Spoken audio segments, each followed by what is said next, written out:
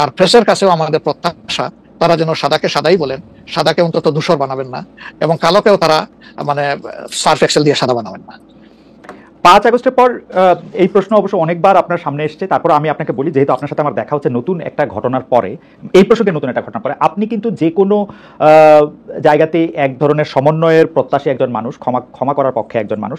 আপনি সর্বশেষ যে আওয়ামী লীগের রাজনীতি নিষিদ্ধ করা হলো এবং দলকে আসলে তার সকল কার্যক্রম নিষিদ্ধ করা হলো, এইটা নিয়ে আমরা দেখেছি যে আপনার দলকে যারা সমর্থন করেন তারাও সেই নিষিদ্ধের দাবি করেছেন। কিন্তু আমি আপনার পার্সোনাল মতামত জানতে চাই যে আপনি এটা আসলে লাইক করেছেন কিনা, বা আপনি এটা পছন্দ করেছেন কিনা, বা আপনার যদি একক ক্ষমতা নেওয়ার মানে সিদ্ধান্ত নেওয়ার আপনি আপনার একক সিদ্ধান্ত প্রয়োগ করতেন, তাহলে আপনি এটা করতেন কিনা? দেখেন, এখানে অনেকগুলো বিষয় আমাকে ইদানিং ফরেন মিশনের যারা বাংলাদেশে আছেন, এনভয় বা আপনার রাষ্ট্রদূত যারা আছেন, তারাও জিজ্ঞেস করেন যে ন্যাশনাল রিকনসিলিয়েশনের একটা জায়গা থাকা উচিত কিনা। আমি বলি অবশ্যই উচিত। তবে বিষয়টা হলো যে আমাদের ওন্ড গুলা একদম তাজা, ট্রমাগুলা এখনো মেন্টাল এবং ফিজিক্যাল ট্রমা এখনো বিদ্যমান, হাসপাতালের বেডে এখনো রয়ে গেছে ইনজিওর্ড পারসন গুলো। শহীদ পরিবারের অনেকেই তাদের আপনজনের লাশও এখন পায় নাই, লাশের সন্ধান বা কবরের সন্ধানও পায়নি। সো এটা একদম তাজা একটা বিষয়।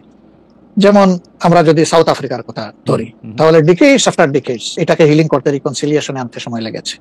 অর্থাৎ মিনিমাম একটা সময় দিতে হবে। আওয়ামী লীগের ক্ষেত্রে কি হয়েছে, তাদেরকে নিষিদ্ধ করা হয়নি, তাদের কার্যক্রমের উপরে মানে নিষেধারোপ করা হয়েছে, তারা ফাংশন গুলা করতে পারবেন। 15.5 বছর তো তারা সুযোগ পেয়েছিলেন এই দেশে ফেয়ার ডেমোক্রেসি, তারা চাইলে কিন্তু কালচার করতে পারতেন এবং ইতিহাসে স্মরণীয় হয়ে থাকতে পারতেন।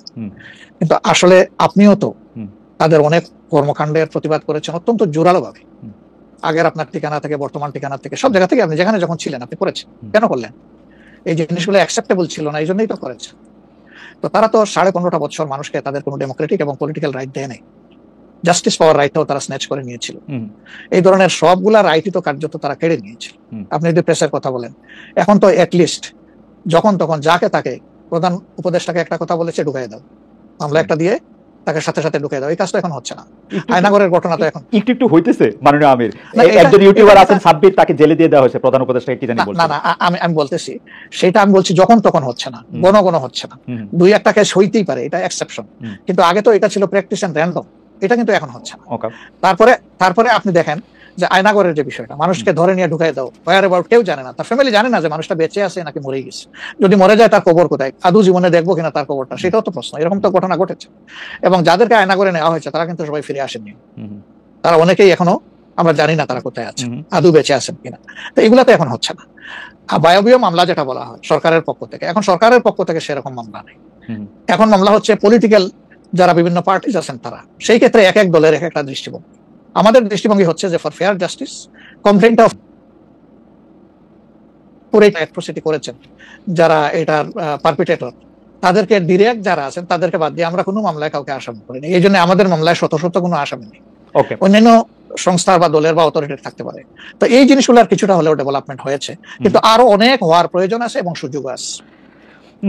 এই ক্ষেত্রে আমি শুধু একটা লাইন করে একটু বোঝার জন্য, যে মানে আওয়ামী লীগ নিষিদ্ধ করা হয় নাই, আওয়ামী লীগের কার্যক্রম নিষিদ্ধ করা হয়েছে, দুইটার মধ্যে তফাৎ কি আসলে? মানে তারা মানে কি করতে পারবে কি করতে পারবে না, মানে একজন আওয়ামী লীগ কি করতে পারবে এখন?